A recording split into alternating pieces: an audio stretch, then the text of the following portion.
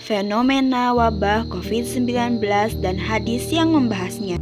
Virus corona atau coronavirus merupakan sekelompok virus jenis baru yang bermula dari Wuhan, sebuah kota di Tiongkok. COVID-19 dikenali melalui gejala-gejala kliniknya, antara lain adalah kelelahan, batuk, pilek, demam, sakit kepala, diare, pneumonia, dispenia, dan hemoptisis.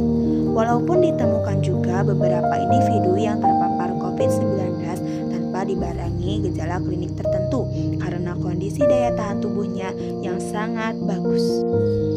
Kebijakan pemerintah terkait wabah COVID-19 memerintahkan Kedutaan Indonesia di Cina untuk memberi perhatian khusus terhadap WNI yang terisolasi di Wuhan, menyiagakan rumah sakit serta bandara dan pelabuhan internasional yang dilengkapi alat pendeteksi suhu tubuh, membentuk tim satuan tugas penanggulangan COVID-19, PSBB atau pembatasan sosial berskala besar, larangan mudik menjelang Hari Raya Idul Fitri, WFH atau Work from Home.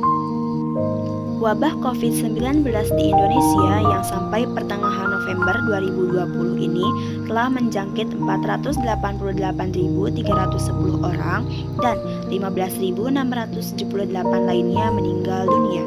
Hadis-hadis sahih memiliki petunjuk lengkap yang sudah teruji secara empiris untuk memproteksi diri yang sekaligus memutus mata rantai penularan virus. Namun norma-norma itu belum dipahami dengan baik oleh mayoritas masyarakat dewasa ini. Upaya pencegahan sesuai Al-Hadis. Pertama, menjauhkan diri dari wabah itu sendiri. Upaya konkret menjadi prioritas utama dalam menghindarkan diri dari suatu kerugian atau dalam meraih suatu keuntungan. Dalam situasi di mana masyarakat dihadapkan kepada suatu wabah seperti pandemi COVID-19 ini, maka mereka harus untuk menjauhkan diri atau menghindarkan diri dari wabah itu agar tidak terkena wabah.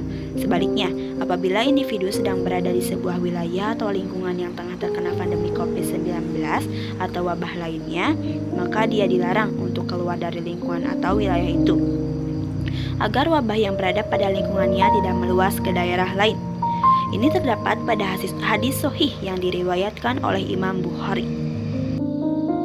Kedua, senantiasa memanjatkan doa.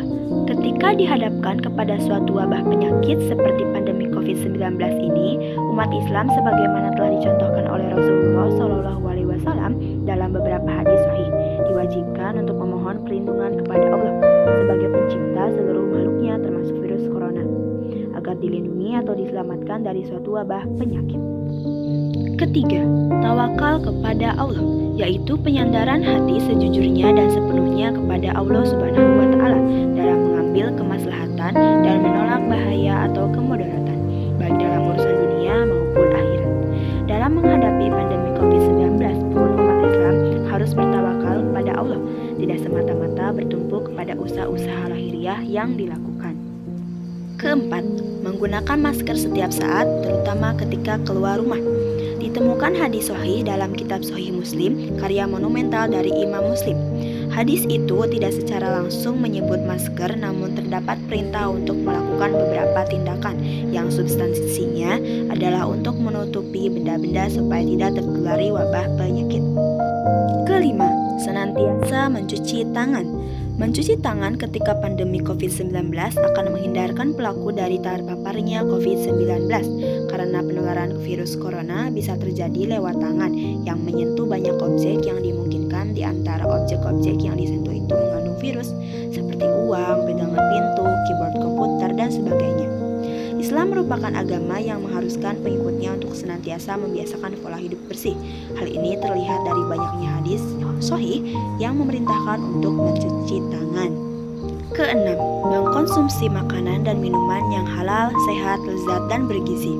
Hadis sahih yang diriwayatkan oleh Imam Muslim memerintahkan umat Islam agar senantiasa memperhatikan segala sesuatu yang akan dikonsumsinya baik berupa makanan maupun minuman.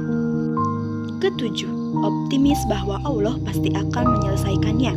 Dalam hadis sahih yang diriwayatkan oleh Imam Ahmad dalam kitab Musnadnya, Rasulullah SAW menegaskan bahwa semua penyakit yang Allah turunkan disertai dengan obatnya.